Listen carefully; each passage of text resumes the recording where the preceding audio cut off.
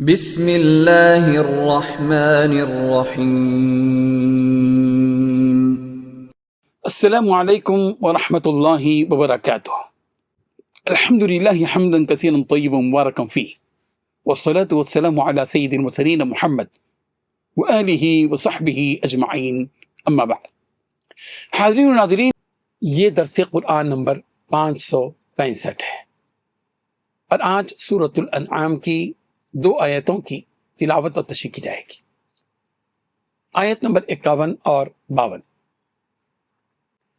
اعوذ باللہ من الشیطان الرجیم، بسم اللہ الرحمن الرحیم۔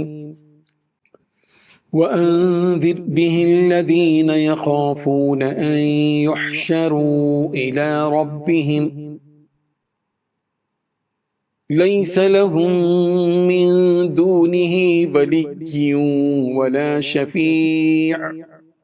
وَلَا شَفِيعٌ لَعَلَّهُمْ يَتَّقُونَ وَلَا تَطْرُدِ الَّذِينَ يَدْعُونَ رَبَّهُم بِالْغَدَاةِ وَالْعَشِيِّ يُرِيدُونَ وَجْهَهُ مَا عَلَيْكَ مِنْ حِسَابِهِم مِّن شَيْءٍ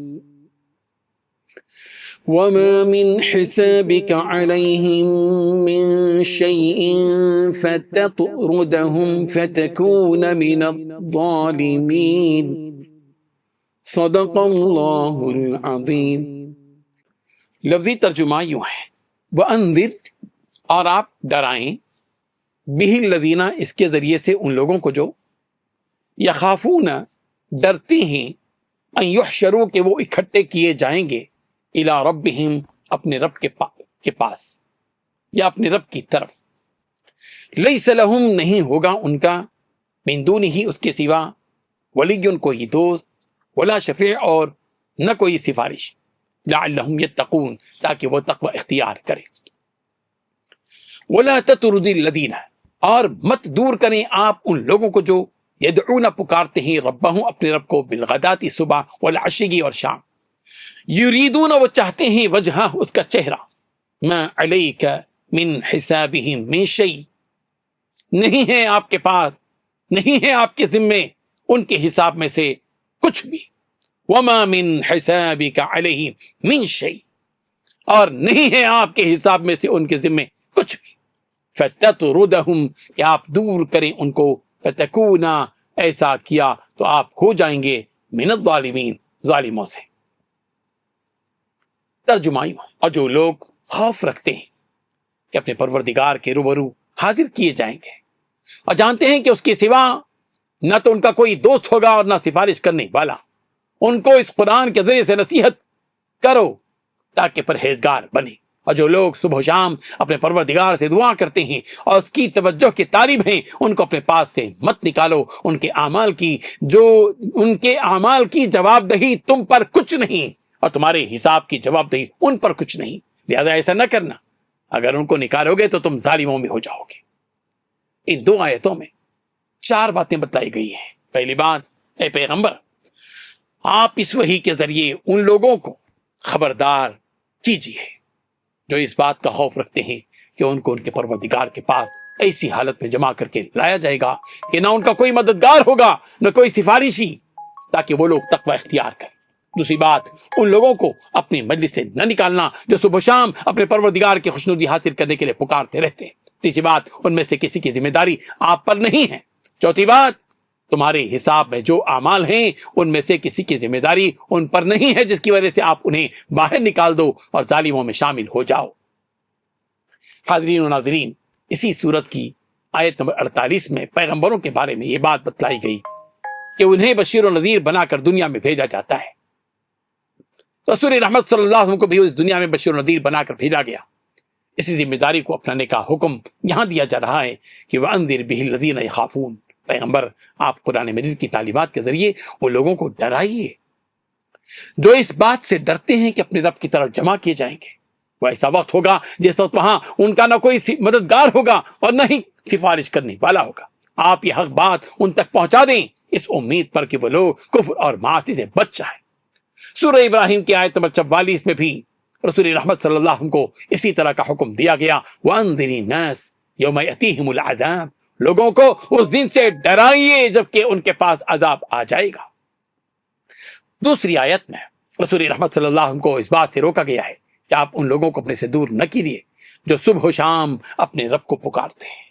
مفسرین نے اس آیت کا شان نزول یہ بیان کیا ہے کہ اقرا بن یابس تمیمی، عیینہ بن حسن فزاری اور کچھ دوسرے لوگ رسول رحمت صلی اللہ علیہ وسلم کی خدمت میں آئے۔ یہ لوگ اپنے اپنے قبیلوں کے سردار تھے۔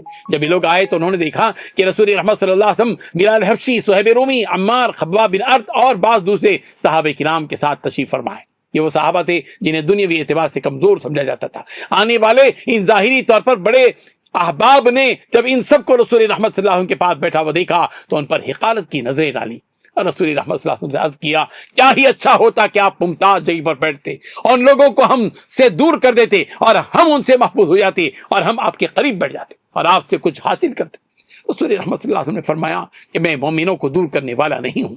انہوں نے کہا کہ پھر تو آپ ہمارے لیے کوئی خاص مجلس مقرر فرما دیجئے تاکہ عرب کے لوگ ہماری فضیلت جان لیں۔ رسول رحمت صلی اللہ علیہ وسلم نے فرمایا، ہاں میں یہ کر سکتا ہوں۔ وہ سردار کہنے لگے کہ آپ ہمیں اس بات کی توثیق کے لیے کچھ لکھ کر دے دیں۔ رسول رحمت صلی اللہ علیہ وسلم نے کاغذ منگوایا، حضرت علی رضی اللہ عنہ کو لکھنے کے لیے بلوایا۔ حضرت جبرائیل امین علیہ السلام یہ آیت لے کر اترے، وَلَا تَطْرُدِ الَّذِينَ يَدْعُونَ رَبَّهُمْ، پیغمبر آپ ان لوگوں کو دور مت کیجیے جو اپنے رب کو صبح و شام پکارتے ہیں اور وہ اللہ تعالیٰ کی رضامندی کے طالب ہیں۔ ان کا حساب آپ کے ذمہ کچھ نہیں ہے اور آپ کا حساب بھی ان کے ذمہ کچھ نہیں ہے۔ اس کے بعد رسول رحمت صلی اللہ علیہ وسلم نے وہ کاغذ اپنے دست مبارک سے پھینک دیا اور ہم لوگوں کو بلایا، ہم حاضر ہوئے تو آپ علیہ الصلوۃ والتسلیم نے فرمایا، سلام علیکم کتب ربکم علی نفسہ الرحمہ، تم پر سلام ہو، تمہارے رب نے اپنے اوپر رحمت کو لازم کر لیا ہے۔ اس کے بعد ہم رسول رحمت صلی اللہ علیہ وسلم کے ساتھ بیٹھے رہتے تھے اور آپ جب چاہتے ہمیں چھوڑ کر چلے جاتے تھے۔